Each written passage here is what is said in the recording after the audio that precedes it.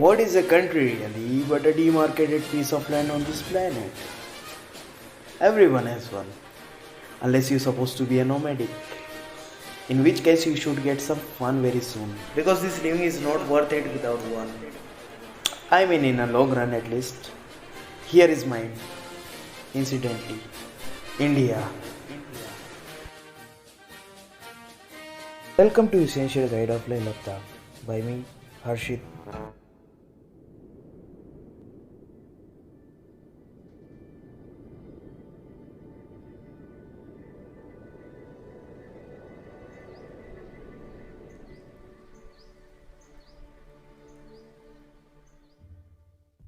This guide will be a summary of road trip to Leh Ladakh, and we are going to Ladakh. You have 20 days. Let's go. So best time to visit Ladakh is in mid-July because all the passes will be open and you might get through all the passes if you are lucky. In starting of season, April-May, the passes may be blocked due to heavy rain and snow, and summer can be unbearable in the cities. So you are in India and you want to explore, to reach out some new places and some new civilizations.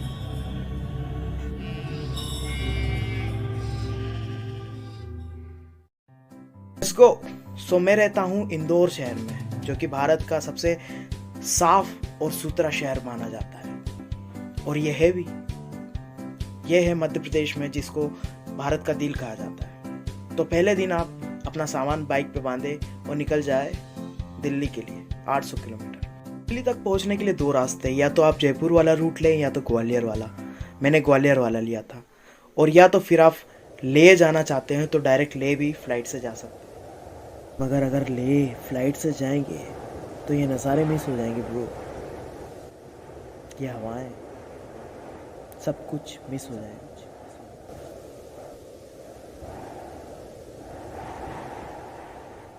Anyways, मैं कहा था, तो भैया मैंने लिया जम्मू वाला रास्ता।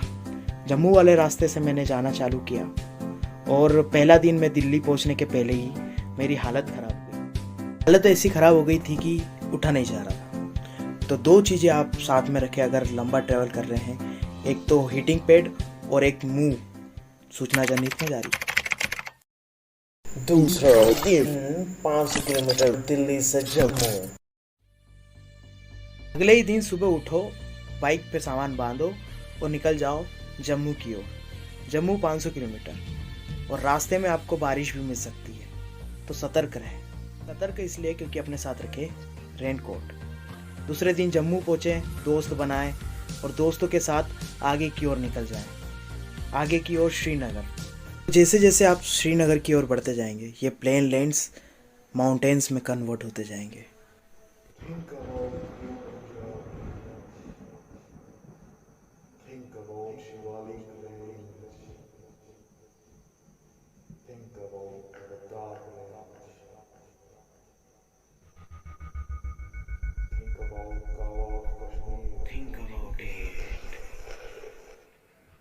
कभी सोचा है? सोचना।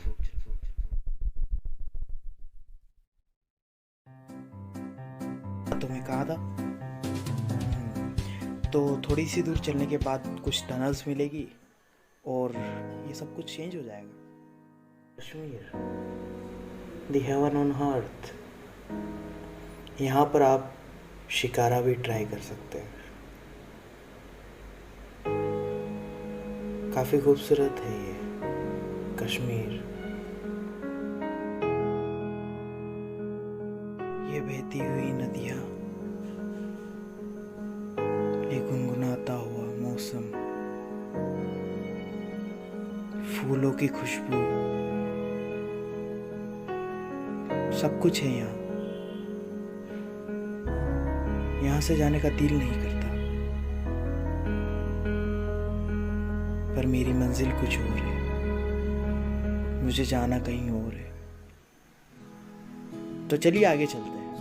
On your way to next destination, the scenery will scale up with the epic proportions, and you will make some memories here. याद है जब भेड़ों ने हमारा रास्ता रोक लिया था। वो भी क्या यादें हैं।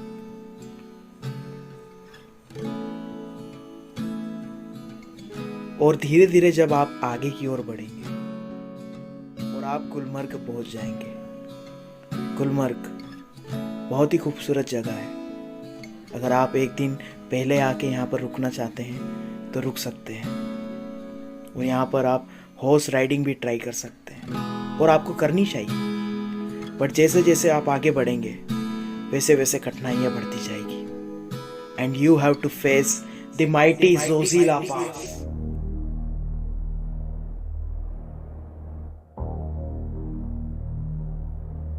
और अगर आप लकी है तो यहाँ पर आपको कीचड़ नहीं मिलेगा, स्लश नहीं मिलेगा, क्योंकि जब यहाँ पर बारिश होती है, स्नो गिरती है, तो ये पूरा रोड स्लशी हो जाता है। इसलिए ये सबसे खतरनाक पास माना जाता है।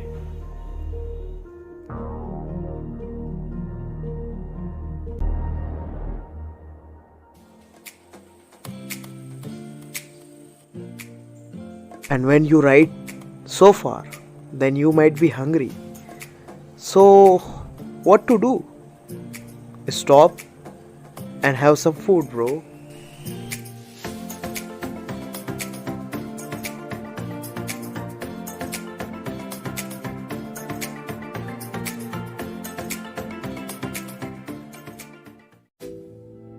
And after having some food, you should visit to Kargil War Memorial, where it is the story of courage, glory, and the oath to the nation. Naam, Namak, Nishan. They sacrificed their lives for us. तो आओ झुक के सलाम करें उन्हें जिनका ये मकाम आता है। बड़े खुशनसीब होते हैं वो लोग जिनका लहू वतन के काम आता है, वतन के काम आता है।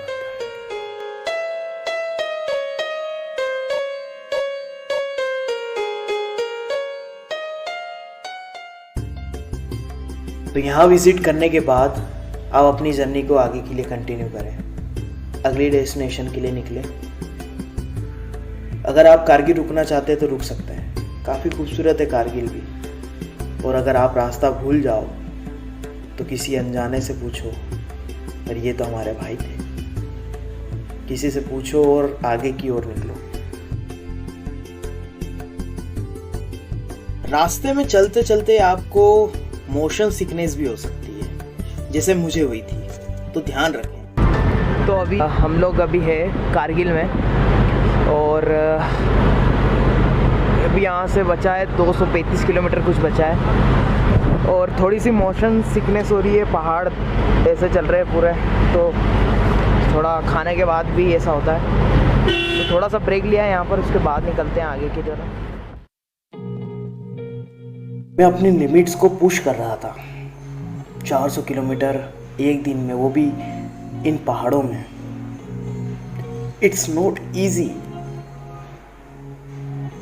आप कभी ट्राई ना करें, क्योंकि आप थक जाएंगे और आप आगे नहीं बढ़ पाएंगे।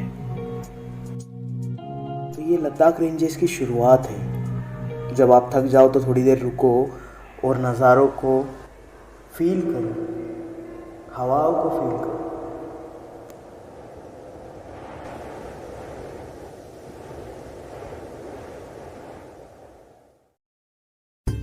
इन हवाओं का मज़ा लेते हुए आगे की ओर बढ़ो, आगे की ओर ले जाते वक्त आपको बहुत सारे रास्ते मिलेंगे। पहाड़ हर वक्त चेंज होते रहेंगे, पहाड़ों का कलर चेंज होता रहेगा, और थोड़ी सी मोशन सिकनेस के साथ साथ आप डायरेक्ट लेह पहुंच जाएंगे। तो दोस्तों आज का प्लान कुछ ऐसा है कि मैं जा रहा हूँ अभी जीवन भैया के होटल में, और फिर वहाँ से हम लोग जाएंगे परमिट लेने के लिए। परमिट लेने के बाद हम लोग जाएंगे यहाँ पर लेह पैलेस और यहाँ की सारी चीज़ें घूमेंगे। सो अभी हम लोग यहाँ से निकल रहा हूँ मैं मेरे डॉर्मेट्री से, और बहुत ही प्यारा था ये ज़ल्टल होटल। तो भैया निकलते ही लेह मार्केट पहुँच जाओ, वहाँ पर कुछ लेह की अच्छी अच्छी चीज़ें देखो, और अगर ख़रीदना हो तो आपके बिलीवर्ड वन के लिए ख़रीद लो। उसके बाद अपने लिए भी कुछ ख़रीद लो, टी शर्ट वगैरह अगर आपको जमे तो, क्योंकि ये एक याद रह जाएगी कि कुछ मैं वहाँ से लाया था। कौन सी लेना भाई? अगर आप ज़्यादा लकी है तो आप इंडिया के यूट्यूबर्स, फेमस यूट्यूबर्स से भी मिल सकते हो। जो पहचान तो पहचान चीता, please follow, please subscribe to radical Vishakha. जो प्याज ज्यादा खाता है जैसे कि प्रॉपर उठाओ। और लड़का बहुत मेहनत कर रहा है, 100 सीसी की बाइक लेके चल रहा है। तो अगर आप ब्लॉग देख रहे हो तो लड़के को सब्सक्राइब जरूर करना। तो भैया सब्सक्राइब करें, देर किस बात की। तो अगर आप लकी हैं तो आपको ले सिटी में फॉग देखने को मिलेगी, जिससे कि वेदर बहुत ही प्लेजेंट हो जाता है। बट दूसरे दिन आपको जब खारदुंगला करना हो तो अपने आप को एक्लेमेटाइज करें। तो आपने अगर अपने आप को एक्लेमेटाइज नहीं किया यहाँ पर, तो आने वाली जर्नी आपकी थोड़ी सी ख़राब हो जाएगी, क्योंकि अब आने वाला है खतरनाक the Khardungla pass, world's highest motorable road. Let's गो।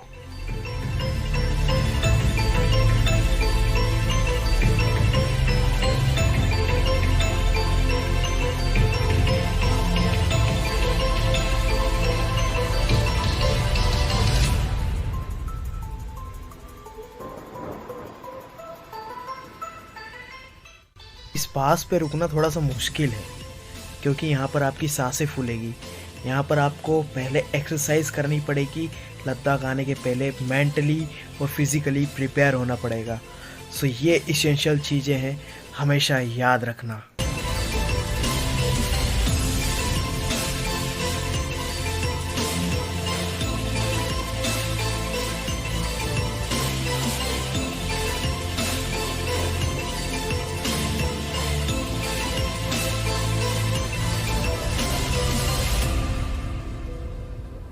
आप अपने साथ में ऑक्सीजन सिलेंडर भी रख सकते हैं अगर कोई महिला आपके साथ में है तो।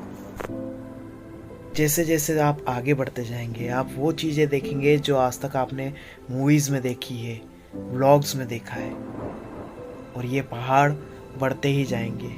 अब ये पहाड़ बर्फीले हो चुके हैं और यहाँ से लद्दाख चालू होता है।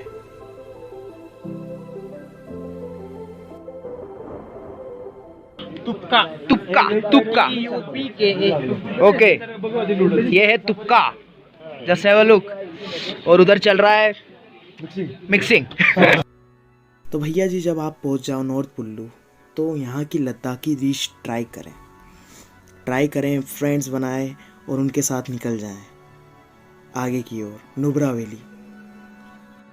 और फिर से सब कुछ चेंज, रास्ते, पहाड़, नदियाँ, सब कुछ अलग ही है। You come to the lush valley.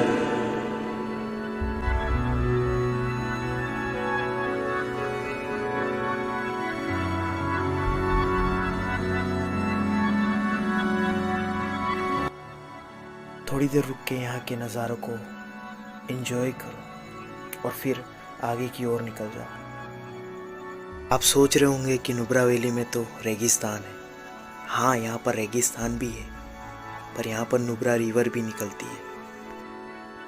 आज के दिन रुकेंगे हम हुंडर गांव में।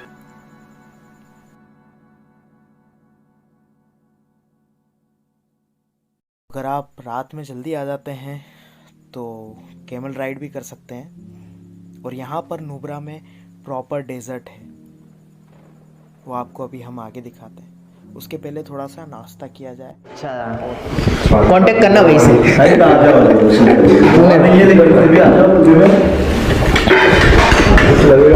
टेस्टी है वैसे, पराठा, पनीर पराठा और आलू पराठा काफ़ी टेस्टी है, मज़ा आता है। क्या बात क्या बात।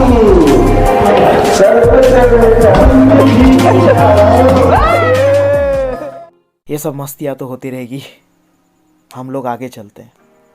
आगे नुब्रा वैली, आज हम लोग डिस्किट जाएंगे और उसके बाद नुब्रा वैली में घूमेंगे।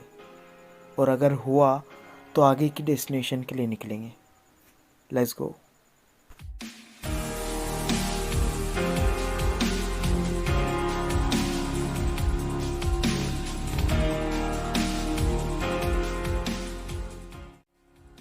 तो ये है नुब्रा रिवर का पानी और हम इसको देख रहे हैं। तो ये तो हो गई नॉनसेंस बात। चलिए काम की बात करते हैं। तो पहले टिकट लीजिए, यहाँ का 300 रुपये है कैमल राइड का, शायद मैं भूल गया हूँ। और अगर आपको कैमल राइड करनी है तो कैमल राइड करें, अगर नहीं करनी है तो इन नज़ारों को एंजॉय करें।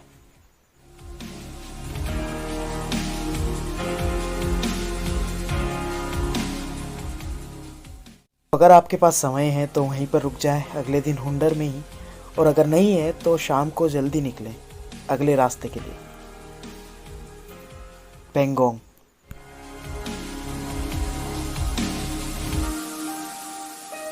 पेंगोंग जाते वक्त आपको रास्ते में बहुत सारी हर्डल्स आएगी, बहुत सारे पत्थर आएंगे रोड पे या नदी नाले आएंगे, तो आपको श्योक वाला रोड लेना है, श्योक नदी के किनारे चलते जाना है और काफ़ी मज़ा आएगा पेंगोंग की राइड करने में, एडवेंचर मिलेगा। और धीरे धीरे आप जैसे ही एडवेंचर की तरफ जाते हैं और उसके बाद धीरे से आपको पेंगोंग लेक दिखेगी और नज़ारे खूबसूरत हो जाएंगे।